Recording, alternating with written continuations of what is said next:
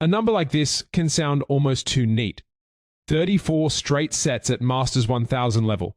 On its own, it looks like a graphic, a record, a clean line. But the deeper you look, the less this feels like a stat, and the more it starts to feel like a season-changing shape.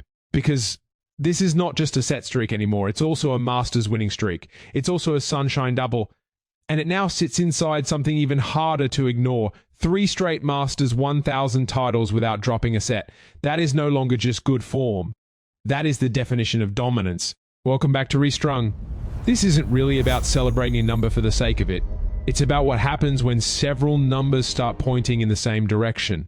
Because if this were only about the 34 sets, it would still be remarkable. But it isn't only about the 34 sets, it's about what those 34 sets now sit on top of. A run that began in Paris, carried through Indian Wells, has continued in Miami, and never once gave the draw a way back in.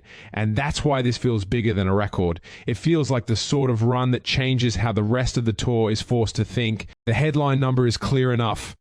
When Jannik Sinner beat Corentin Moutet in Miami, he moved past Novak Djokovic's old mark of 24 consecutive Masters 1000 sets won and took the record for himself.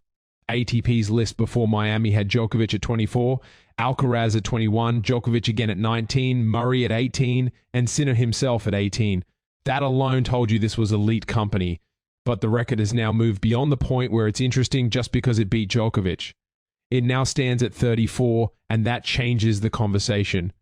Because once a streak reaches that kind of length, it stops being about a couple of weeks or one fortunate draw or one event that just happened to suit a player perfectly. It becomes about repeatability. And repeatability is where real dominance starts and becomes entwined with history. And this is where the real story begins. Because the set streak is the cleanest stat, but the more revealing one might actually be the match streak underneath it.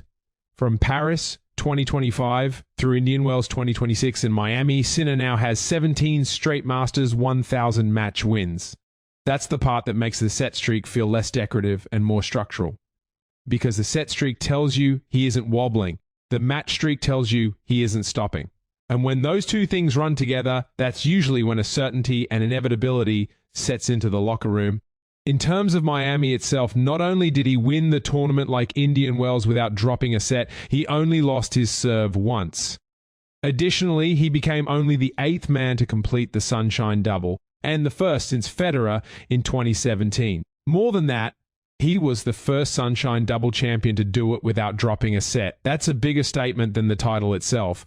What makes this a very unusual kind of dominance is that even the greatest players usually prove they're human in Masters events. They might win the title, but they tend to have one awkward second set, one tiebreak they shouldn't have needed, one patch where the tournament briefly becomes human again. Sinner's recent Masters run hasn't looked like that. It has looked compressed, clean, almost administrative. That's not to diminish it, actually the opposite. That's the point. He's making events that are supposed to be unstable look procedural. This is where Sinner's dominance becomes especially interesting, because it doesn't announce itself in the same way Federer's did. It doesn't wear itself as visibly as Nadal's did, and it doesn't have the same theatrical elasticity as peak Djokovic, where you could almost feel the match tightening around the opponent point by point. Sinner's version is colder than that, more linear, more compressed. This is shown by Sinner winning all of his first serve points in the first set of the final, which even carried on further into the opening few games of the second set. Another insane statistic normalized by him. So yes, the headline number is 34 straight Masters 1000 sets. But the bigger picture is what matters. It's 17 straight Masters 1000 match wins, the Sunshine Double, and 3 straight Masters 1000 titles without dropping a set. Taken separately, each one is impressive. Taken together, they start to describe something else. Not just form, not just a hot month, not just a streak. But ultimately, this is hardcore dominance like we've never seen before. This has been Restrung. Remember to like the video and subscribe. Thanks for watching, and we'll catch you next time.